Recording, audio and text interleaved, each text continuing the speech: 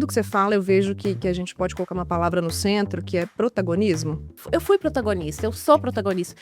Quando eu não fui, eu levei ferro.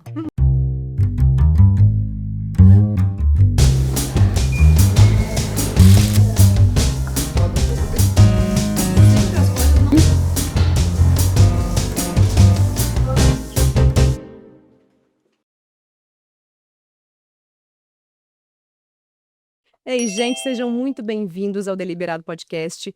A gente começa esse novo projeto esse ano com muita alegria de começá-lo no mês da mulher e ter muitas parceiras mulheres que potencializaram essa história aqui.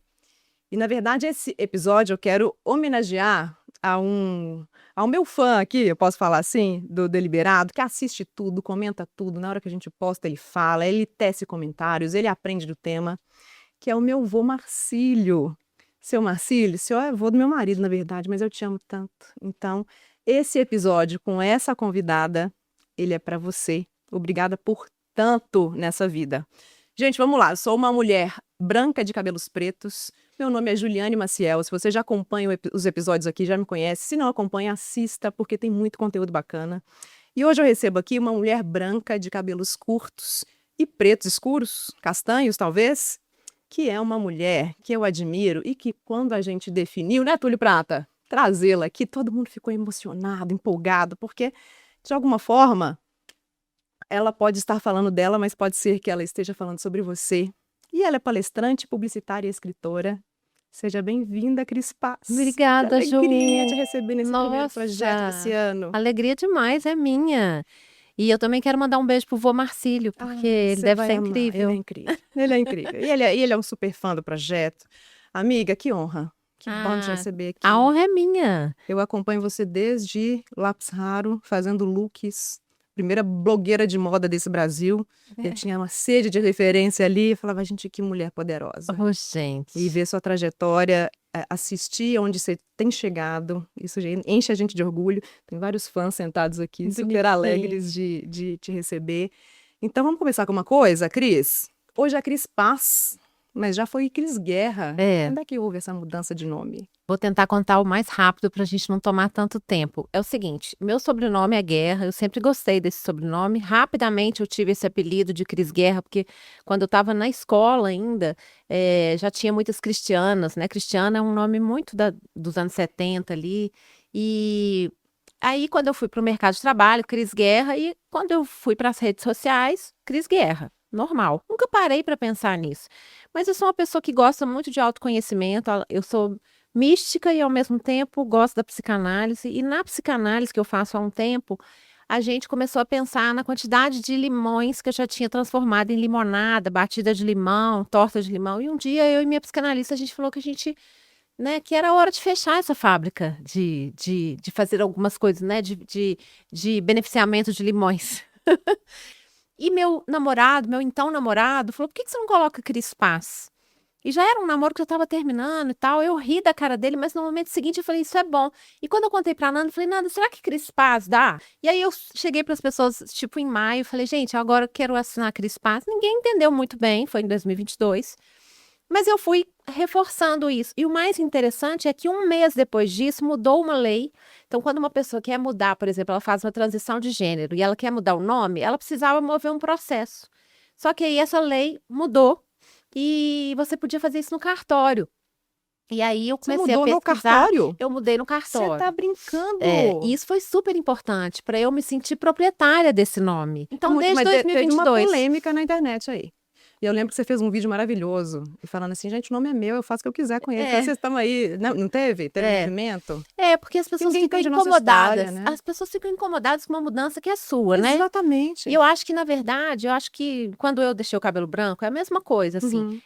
Muita gente adorou, a maior parte das pessoas gostou. Mas tem pessoas que não conseguem lidar muito bem com isso. Igual quando eu voltei o cabelo, né? Quando eu voltei a pintar o cabelo, Porque na minha audiodescrição a gente devia falar que meu cabelo é do tipo Inha Benta, porque ele é preto por fora e branco por dentro. Eu também.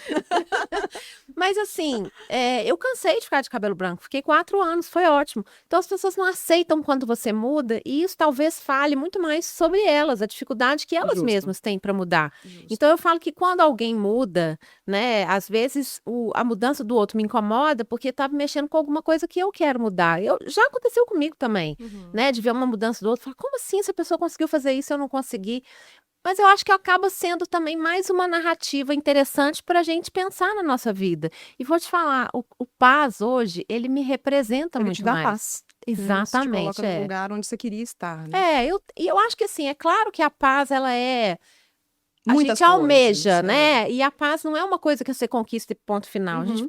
como diz a minha psicanalista, o guerra tá sempre aí. Se precisar, eu vou ali, travo uma batalha, mas eu não queria estar sempre de farda, né? E as pessoas ainda me chamavam muito de guerreira. E eu acho que as pessoas têm a gente que você é uma figura pública mesmo, eu tenho pouca gente ali me seguindo. Mas a gente vai se tornando figuras públicas, né? Aí são 6 mil seguidores, eu acho algo parecido. Mas até hoje não teve hater.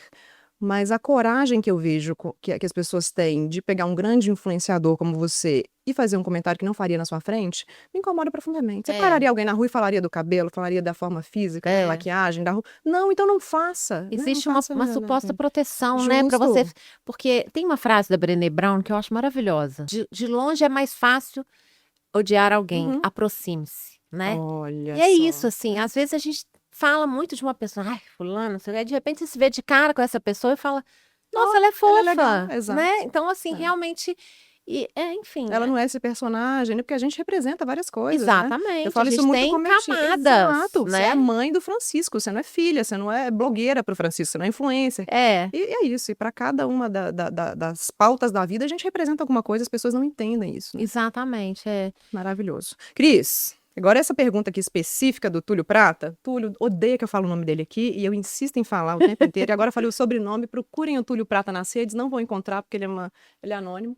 Ele é uma figura dos bastidores, dessas que fazem o nosso sucesso. Fazem tudo acontecer nessa empresa. Você costuma dizer, e esse aqui é seu mote desse ano, falo sobre mim, mas pode ser que eu esteja falando sobre você. Quando você percebeu que a sua história podia virar espelho pra gente? Eu acho que a história podia virar espelho, eu venho percebendo ao longo do tempo, assim, eu gosto muito de olhar para a minha vida retroativamente. Eu falo que eu sou uma eterna estudiosa da minha própria vida, assim como eu estudo outras histórias, porque sempre que a gente olha para nossa história, a gente descobre nuances que a gente não imaginava, né? Para as minhas palestras eu faço isso muito, como eu uso a minha história como fio condutor. Às vezes a pessoa fala, mas eu quero falar sobre coragem. Aí eu olho para minha história e descubro onde que está a coragem ali, né? Eu fui entendendo isso aos poucos, porque eu acho que eu tinha uma necessidade de falar que não era uma coisa consciente, assim, eu preciso falar para o mundo porque assim eu vou chegar em tal lugar. Nunca foi, meus movimentos sempre foram muito impulsivos, intuitivos, né?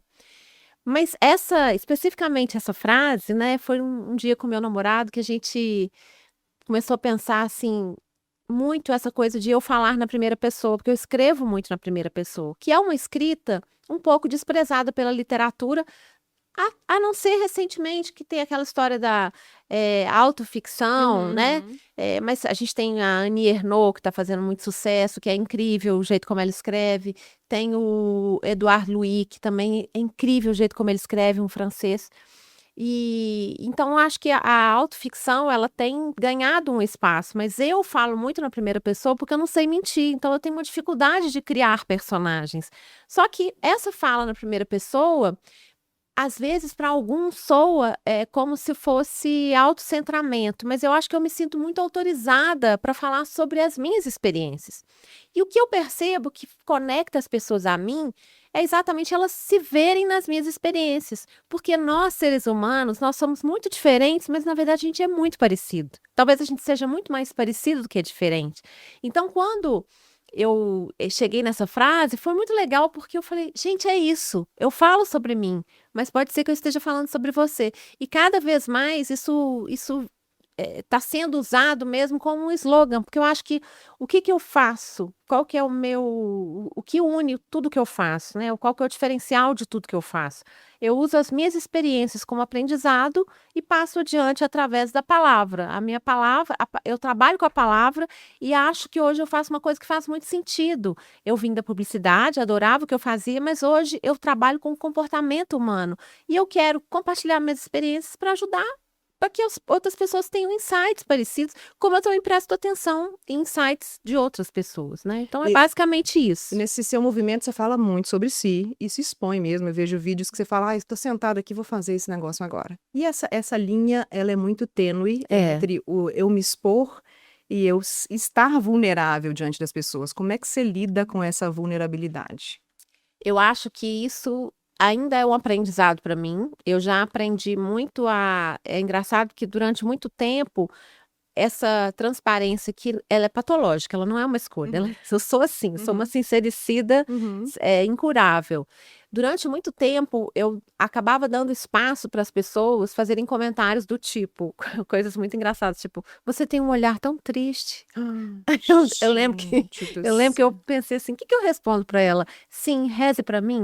Mas enfim, eu entendi também que eu preciso pôr o limite para o outro e entendi que tem coisas que são minhas. Então, eu tô numa fase, talvez por causa do amadurecimento, em que os bastidores têm me agradado muito, assim. Eu gostava muito, eu sou leonina, eu adoro aparecer, adoro um palco. Eu sempre fui quando criança e é muito legal ser ouvida, lida e assistida. Mas nem tudo precisa ser ouvido, lido e assistido da minha vida. Então eu aprendi a colocar uma certa distância e ainda é uma coisa que eu trabalho. Porque, por exemplo, eu tenho percebido que quem conhece o meu trabalho me respeita muito, mas quem não conhece, quando me conhece e me vê uma pessoa muito simples, eu não sou uma pessoa que bota uma banca, eu não Uhum. chego e falo, oi, tudo bem? Eu não coloco uma distância, as pessoas sentem muito rapidamente uma proximidade Verdade. comigo. E isso muitas vezes desvaloriza o meu trabalho, sabe? Uhum. Então eu entendi que ser fofa é importante, mas ser foda também é importante. Então, ultimamente, se eu tiver que escolher, eu prefiro ser foda do que Talvez ser mais fofa. importante, né?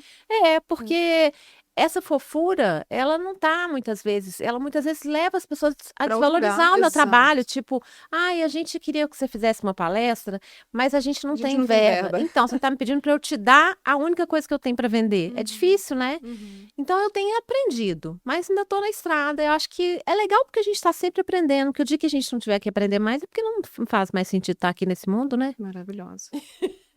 E aí, tudo que você fala, eu vejo que a gente pode colocar uma palavra no centro, que é protagonismo. Sim. E como é que a gente consegue trazer essa sua visão de vida? Eu me reconheço todos os dias, tenho autoconhecimento, eu trabalho, eu quero potencializar outras mulheres. Mulheres é seu público. Ou tem Eu homens acho que também? as mulheres são a maior A parte do meu maioria, público, mas né? quando os homens me assistem, até por Faz engano nas sentido. palestras, eles ficam bem impactados, assim. É. Mas sim, as mulheres são o meu maior E o público. que a gente fala para elas, assim? Como é que se assume esse protagonismo? Não é fácil, né? Não é fácil, mas eu acho que eu aprendi quando eu perdi o pai do meu filho grávida, né? Depois de ter vivido alguns lutos, perdi meus pais cedo e tal, tive 2 abortos no meu primeiro casamento. E quando o Gui morreu, eu estava com 7 meses de gravidez, eu me vi naquele momento. Foi quase como uma. É engraçado porque eu senti assim: peraí, eu tô no melhor momento do filme, alguém põe na tomada para o filme continuar. E aí eu entendi que não era um filme, era a minha vida. E aí, nesse momento, acho que eu cheguei à conclusão de que a vida, ela é uma peça de teatro de única apresentação. Você já está no palco, a plateia está lotada, a cortina está aberta. E agora, o que que você vai fazer? Você vai culpar o diretor ou o roteirista, que você não sabe quem é, e você nem sabe o roteiro, eh, pelo roteiro que ele deu para você, pelo papel que ele te deu, você vai dizer, ai, mas você me deu papel de xícara e não de princesa, né? Você já ouviu esse áudio do Uhum, Instagram? É uhum, muito dos bom. pais. Uhum. Faça bem o seu papel de xícara, Uhum. esteja presente ali naquele momento. E é isso, eu acho que o protagonismo, ele cabe realmente em qualquer papel. Vou te dar um exemplo. A gente tem a Tânia Maria, que acabou de fazer o Agente Secreto, que é uma senhora do interior do Rio Grande do Norte, linda, incrível, assim, tupetuda, daquele jeito que vai ali entender. Ela foi escolhida para ser figurante em Bacurau. E aí ela fez tão bem aquela única fala que o Kleber Mendonça ficou encantado com ela e criou um papel para ela no Agente Secreto. tipo, na cerimônia do Golden Globe, ela apareceu em 3 intervalos comerciais. Ela tava ali ganhando muito dinheiro, sabe? E eu falando, cara, isso é ser protagonista. Ela pegou o papel de coadjuvante dela, ou primeiro o papel de figurante, fez tão bem que ela conseguiu um papel de coadjuvante. Ela é uma mulher que é muito protagonista da própria vida.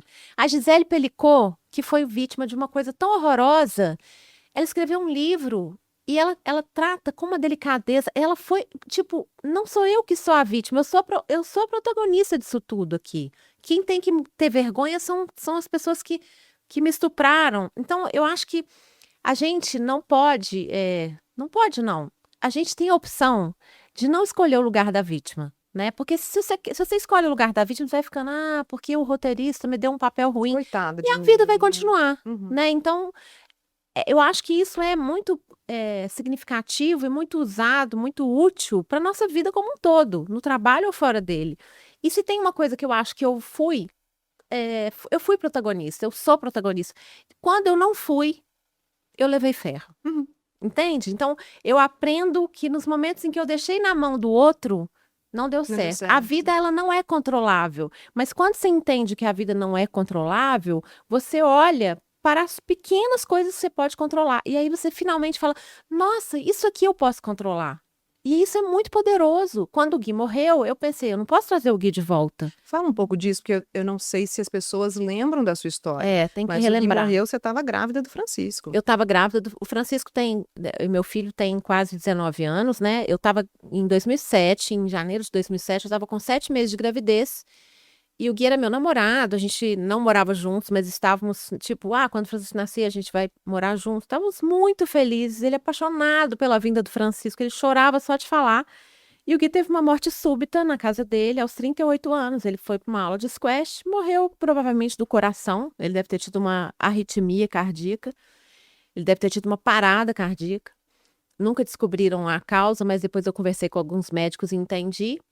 E eu tinha 7 meses, não acreditei naquela situação. Eu ia ser mãe do meu primeiro e único filho.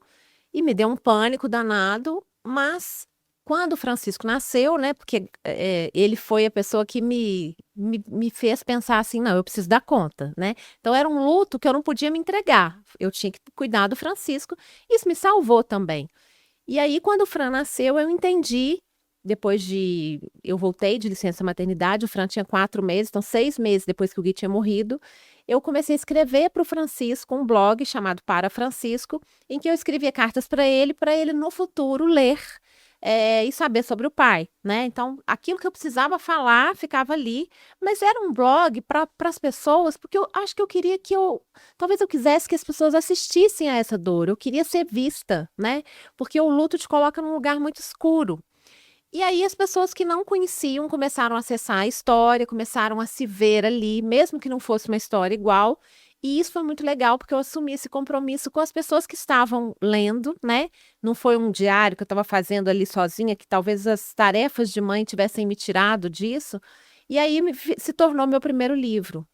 E eu acho que esse foi o momento em que eu entendi que, se eu não podia trazer o Gui de volta, eu podia escolher como viver esse luto. Eu podia escolher vivenciar esse luto com todo o direito, porque, sendo mãe, às vezes eu não me sentia muito no direito de vivenciar o luto. Eu falava: como que eu vou ficar triste se eu tenho um motivo para ficar alegre? E aí foi bom porque eu pude organizar os meus sentimentos. E mais tarde, né, assim, 2 meses depois do primeiro blog, com o blog Hoje Vou Assim, que era tipo: olha, eu vou tirar uma foto aqui da roupa que eu vim para o trabalho, que era mais ou menos dizendo assim, não era sobre moda inicialmente, era assim: eu ainda estou Expressão, né? aqui. Uhum. Porque quando a gente vai para o fundo do poço, a gente vai de uma vez só, mas para sair do fundo do poço é dia a dia. Então, né, a gente não sai do fundo do poço de uma hora para outra. Então, o Hoje Vou Assim foi importantíssimo para me ajudar a sair do fundo do poço. E essa conjunção de blogs de uma mesma mulher foi praticamente uma estratégia de marketing do destino, né? Porque as pessoas falavam assim: mas como assim essa mulher, ela está vivendo um luto e ela está aqui posando de modelo? Mas a vida não tinha sido contraditória comigo, então os meus movimentos tinham que ser também paradoxais, né? Então, eu sou essa salada aí. E eu acho que isso é protagonismo. É você entender que você precisa fazer alguma coisa por você, porque o mundo vai continuar. Porque eu poderia ter simplesmente tido, né, o Francisco, me resignado ali na minha dor e me colocado numa eterna situação de vítima. Ah, eu sou uma viúva, uma pobre viúva. E não, eu falei, gente, a vida está acontecendo agora. Essa peça de teatro, ela não vai se repetir. O que que eu vou fazer com os elementos que a vida me deu? Então, eu acho que esse protagonismo, ele não é dizer assim, ah, qualquer um pode vencer na vida. Não é isso. Mas é dizer assim, quais são os elementos que a vida te deu? Como que você pode tomar as rédeas disso para melhorar, para fazer a sua vida ser melhor, para ser feliz, para tomar para si a missão de ser feliz. Ninguém está aqui no mundo para ser determinada, né? Não está determinado a ser infeliz. A gente tem direito a lutar pela nossa felicidade. E eu acho que eu ter feito isso por mim me fez uma mulher muito forte. Então, hoje, eu acho que o Gui, talvez, né, assim, a falta do Gui tenha me dado muito de presente, muito a mim mesma. Eu não paro de falar, Ju. Eu adoro! E a gente tá aqui todo mundo emocionado, uma lágrima ali. E eu pensando aqui que a gente conversava disso antes, né? Não há ninguém que tenha sofrido uma dor que não tenha condição de se transformar. Talvez era isso, né? O resumo da nossa conversa de bastidor. Ou pelo menos que toda dor é um convite à transformação. Isso, né? E a pergunta é exatamente essa. O protagonismo, será que sempre vem depois de uma grande dor? A gente consegue ser protagonista vivendo uma vida linear?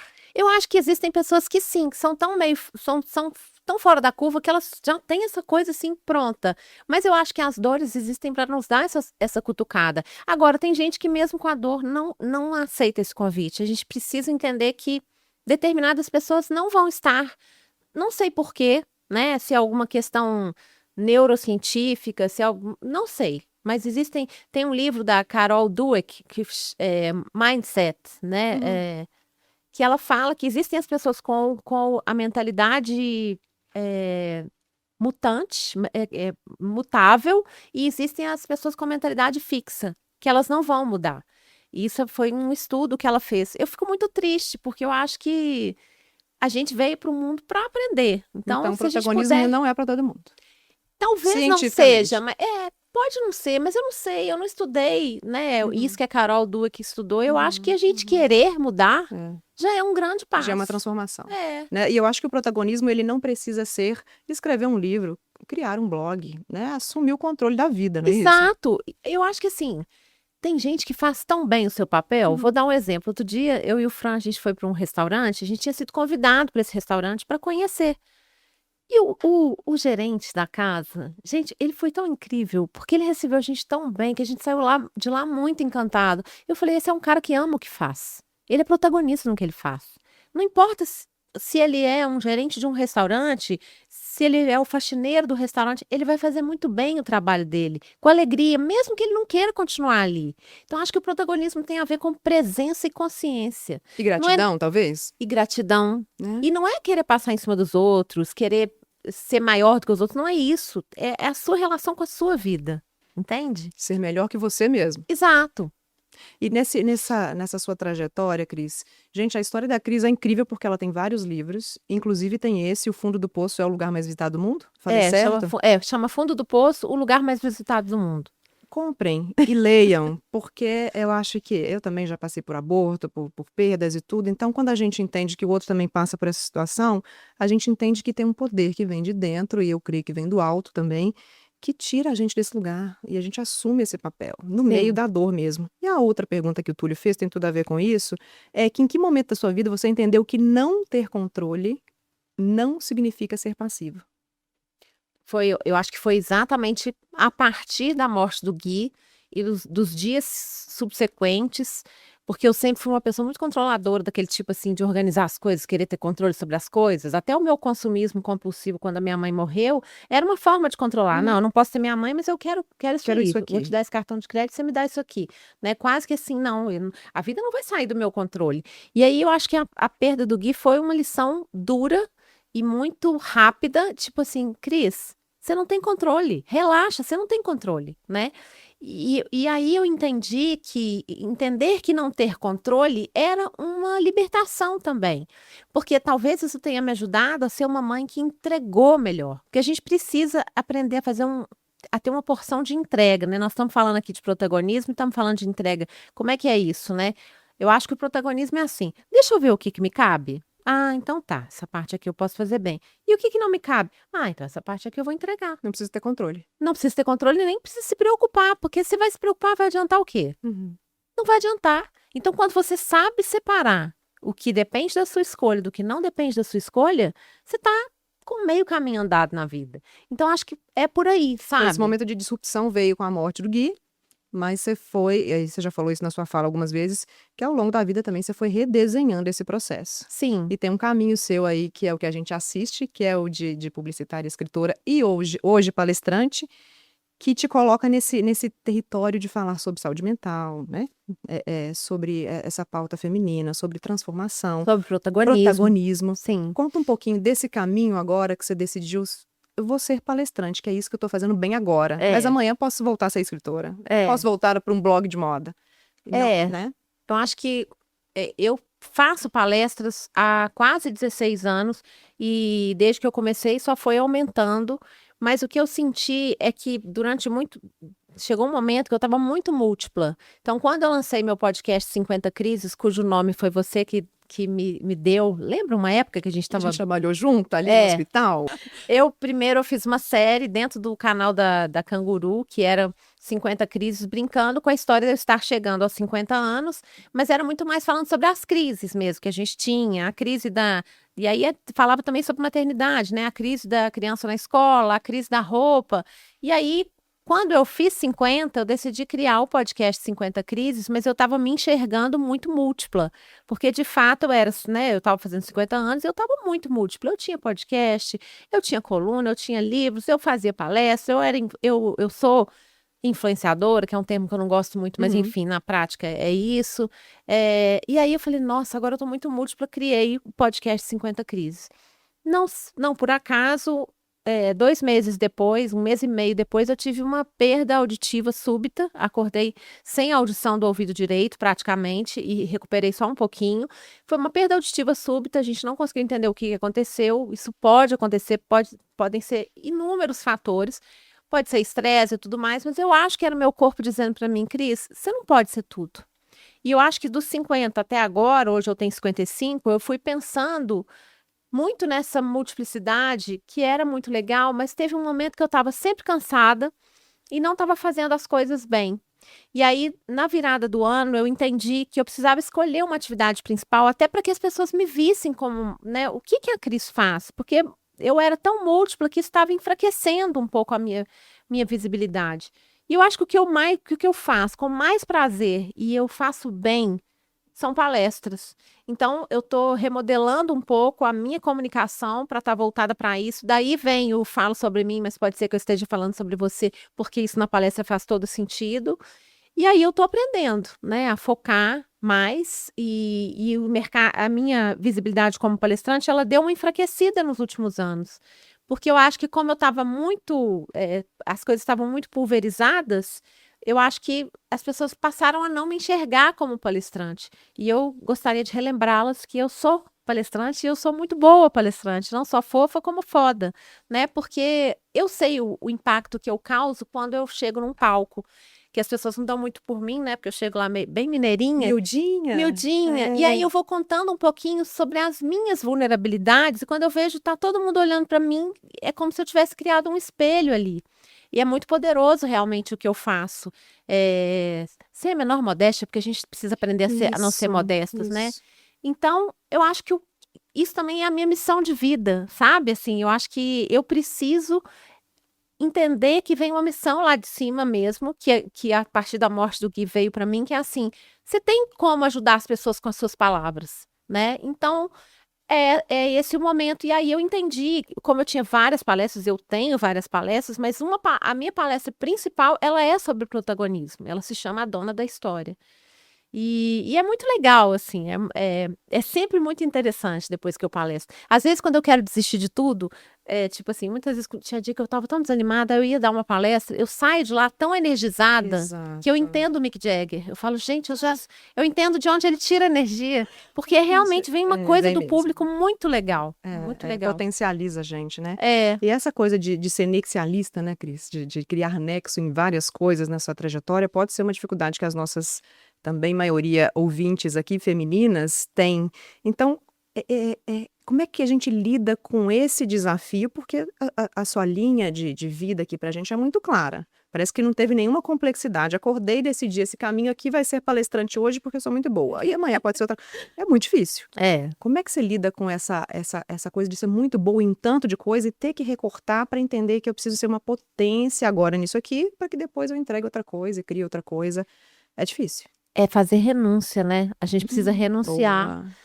E nós, mulheres, a gente tem essa tendência de conseguir fazer muitas coisas, né? De ser multitarefa e também multipotencial, mas isso vai nos minando de tal forma e tira, porque o poder do foco, ele tem a ver com o laser, né? O laser é isso. O que que é o laser? Ele é uma coisa muito focada, então ele tem um poder muito grande. Quando você entende o poder do foco, você até se liberta um pouco.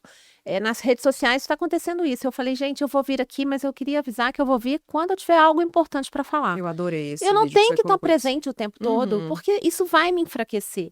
Então, exige renúncia mesmo. Eu estou passando por uma reestruturação que não é fácil, do ponto de vista também financeiro. Não é uma coisa fácil, né? Mas, ao mesmo tempo, e aí eu vou cutucar um pouquinho, eu acho que muitos homens, eles têm o privilégio de poder focar numa coisa só, porque normalmente tem alguém ali cuidando E das faz todas tarefas as do outras coisas. cuidado, Exato. né? Se ocupando das tarefas do cuidado, e eles acabam ficando muito fortes e muitas vezes vistos como mais competentes e mais talentosos do que as mulheres. E isso não é uma competição, gente. Eu tenho namorado, sempre gostei da companhia masculina. Eu acho que a gente pode fazer isso de um jeito mais equilibrado para todo mundo, para ninguém adoecer, igual a gente está vendo aí, né? Então, eu acho que a gente precisa olhar. Talvez a minha maturidade tenha me ajudado muito a perceber que é preciso saber mudar de opinião. É preciso saber falar assim, eu era assim, mas agora eu não sou Uhum, mais, uhum. né? Não tem problema. E isso faz parte de um processo de entendimento de que a gente está sempre mudando.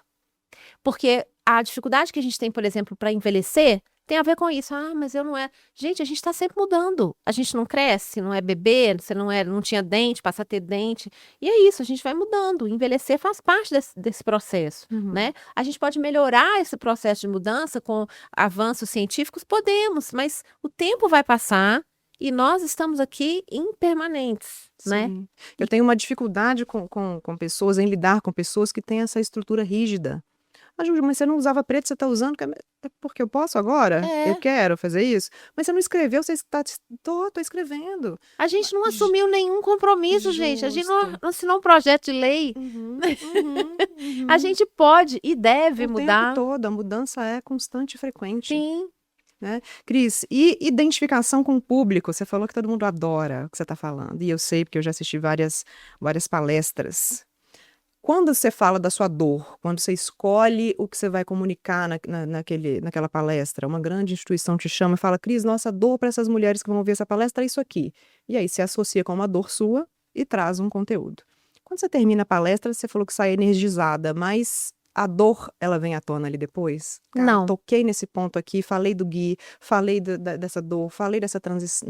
Não vem à tona? Não, Você eu acho que conseguiu eu. se curar nesse processo? Eu acho que eu aprendi. Existem momentos que eu revisito essa dor, mas normalmente não é nas palestras, porque eu aprendi a colocar o humor ali na medida certa, exatamente para não virar um melodrama, né? Porque no começo foi um aprendizado. Eu saía das minhas palestras um pouco pesada, parecia que eu estava reclamando da vida.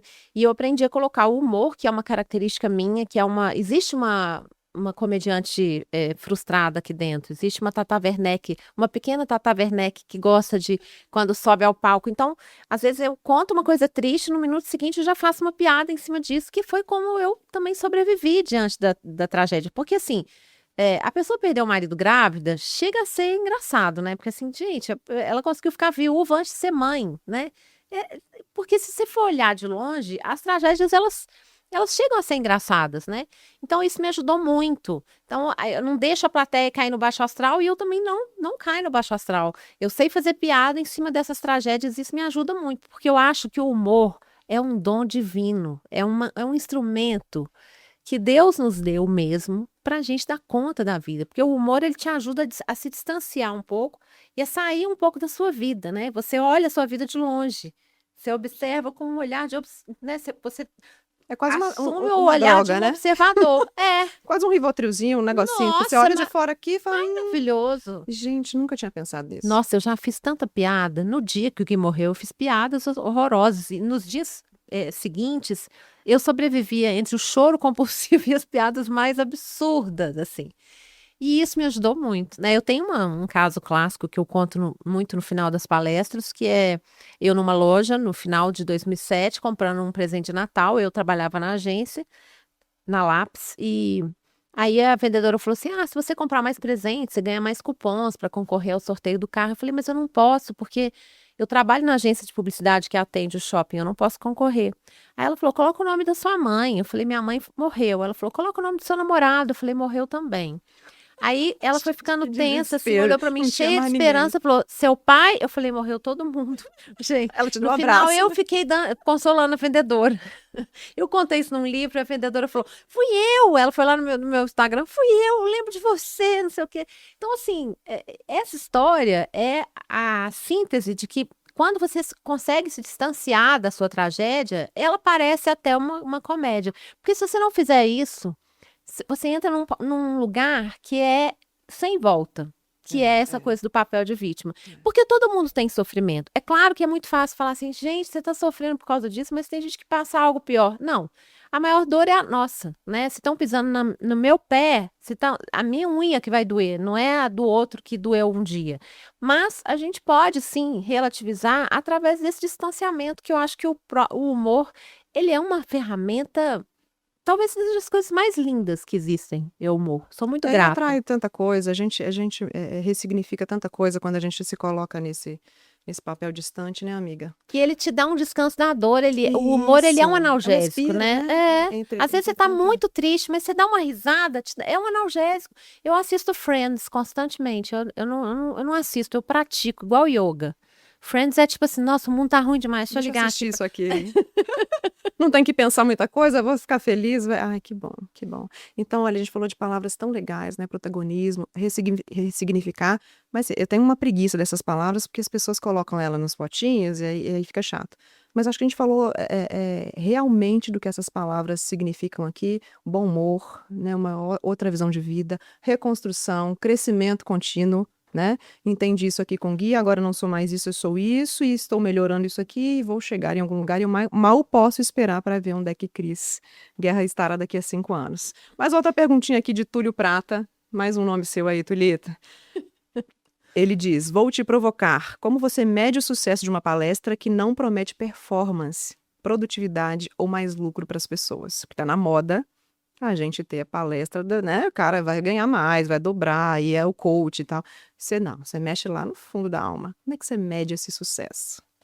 Eu acho que eu meço esse sucesso quando as pessoas levantam emocionadas para aplaudir, ou quando muitas vêm me abraçar e falar, você me disse uma coisa que mudou minha vida.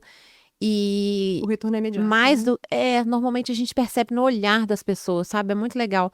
Quando mais do que parabéns é uma coisa pro forma. Ninguém me dá parabéns assim. É difícil alguém me dar parabéns, a não ser que ela esteja muito distanciada, ou ela foi o chefe, a pessoa que me contratou e nem prestou muita atenção na palestra. Mas normalmente é quando as pessoas dizem obrigada, obrigada pelo que você disse.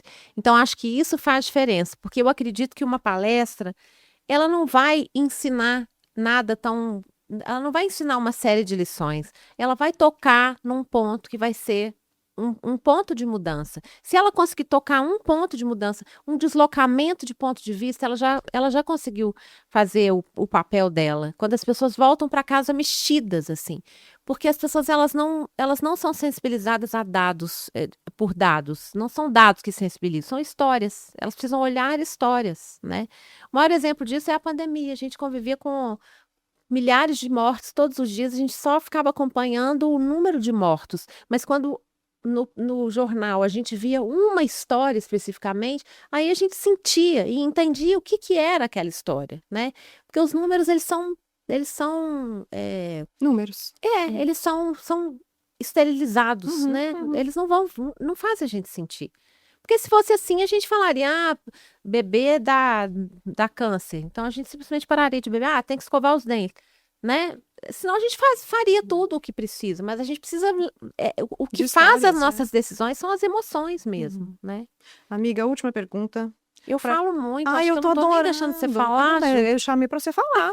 Eu não tenho nada de bom pra colocar aqui nessa mesa hoje, não. Eu quero só absorver. Já colocou muita coisa Eu sou uma boa. esponjinha aqui pra aprender com você, como sempre. E pra última, mas ainda vou fazer outra. Falei que era a última, é tudo mentira. Pra quem sente que perdeu o fio da própria história, assim, dá uma dica de como pegar essa ponta e falar, deixa eu seguir aqui. Porque eu sinto que muitas pessoas, até próximas, né, com grandes perdas e tudo, não dão conta mesmo, amiga. E aí tem um monte de coisa que a gente pode trazer aqui, que vai ter conexões químicas cerebrais, que precisa realmente de um medicamento, vai ter uma medicina integrativa envolvida, tem um monte de coisa que a gente já trouxe aqui de pauta, mas o que você dá de dica assim, olha, se eu tivesse numa situação de perda de controle, eu faria isso para assumir esse controle de volta. Eu acho que a primeira coisa é saber pedir ajuda, que foi uma coisa que eu aprendi. Assim, eu acho que a gente precisa, é prova de força a gente entender que a gente não está dando conta. Então, a primeira coisa é pede um olhar emprestado, ou vários, né? Emprestar os olhos é dos atos mais bonitos que a gente tem. É tão importante para mim ter os olhos de outras pessoas emprestados, emprestar meus olhos para algumas coisas, não é? A gente vive fazendo isso, nós mulheres, umas com as outras.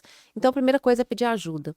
A segunda coisa, eu acho que é entender que você precisa ter um distanciamento da sua própria história para poder fazer alguma coisa por ela. Então, é através de um remédio, de um antidepressivo que você vai tomar? É através de uma terapia que vai emprestar olhar?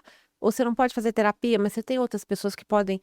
Pede ajuda e tenta se distanciar um pouquinho, porque às vezes lá dentro você não consegue diferenciar as coisas.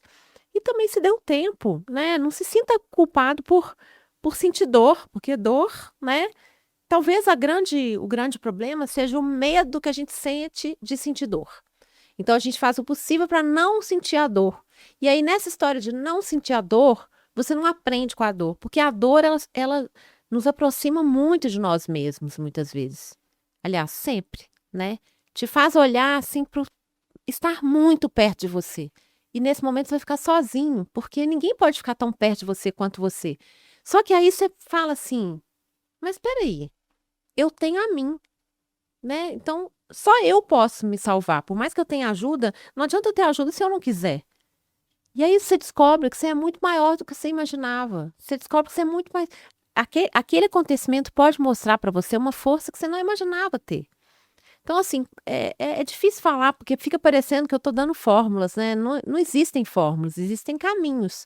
Mas busca ajuda e pensa que, olha para outras pessoas que já passaram por coisas difíceis e sempre pensa assim, não, a vida é maior, né? Porque se você tem vontade de viver, né? Porque às vezes a gente não tem vontade de viver, nessa hora a gente precisa pedir ajuda, né? Mas se você ainda pensa assim, eu quero ser feliz de novo, então você pensa que o tempo vai passar, que você tem pessoas do seu lado que podem te ajudar e que você pode buscar recursos para se distanciar um pouquinho da sua história, nem para desembolar as coisas. E sempre existe uma forma de olhar para a sua vida de uma outra forma. A gente vê pessoas com dores absurdas fazendo coisas tão maravilhosas, né?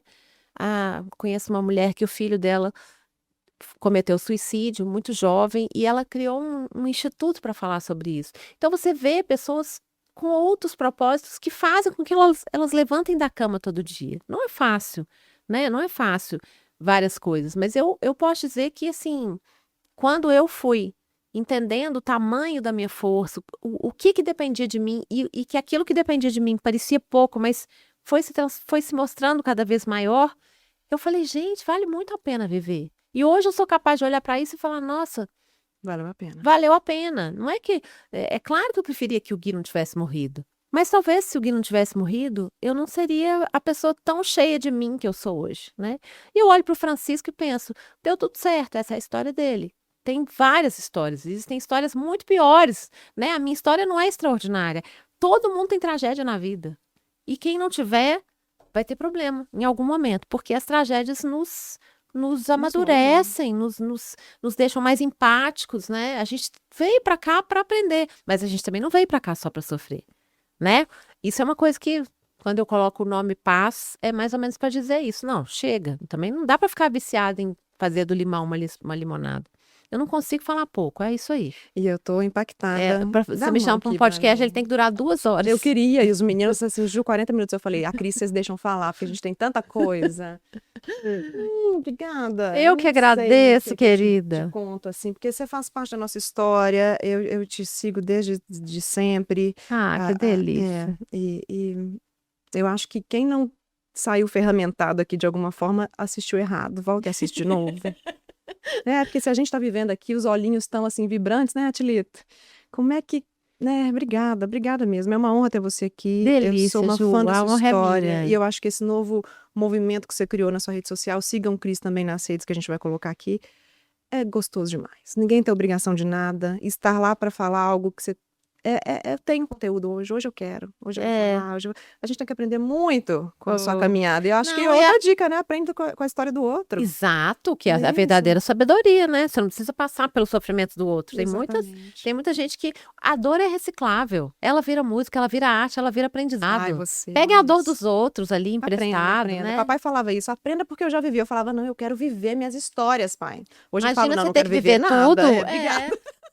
Eu quero só ganhar dinheiro, o resto a gente... Eu também estou interessada nessa parte de ganhar dinheiro, estou muito interessada. Vamos chegar. E eu acho que a gente merece, né? É isso. Amiga, a Yutori, patrocinadora, tem presentinho para você. Não, olha isso, que coisa fina. Esse é o ano da presença aqui no nosso podcast e na minha vida, né? Minha palavra desse ano é presença, é estar aqui, é viver você. E a Yutori traz isso, velas aromáticas maravilhosas. Pode abrir? Lógico, deve. Tem um livrinho meu aí, que foi um livro de conselho, mas hoje o principal é Yutori mesmo. Ai, adorei. Adorei, Ju. Capitulista aí desse livro.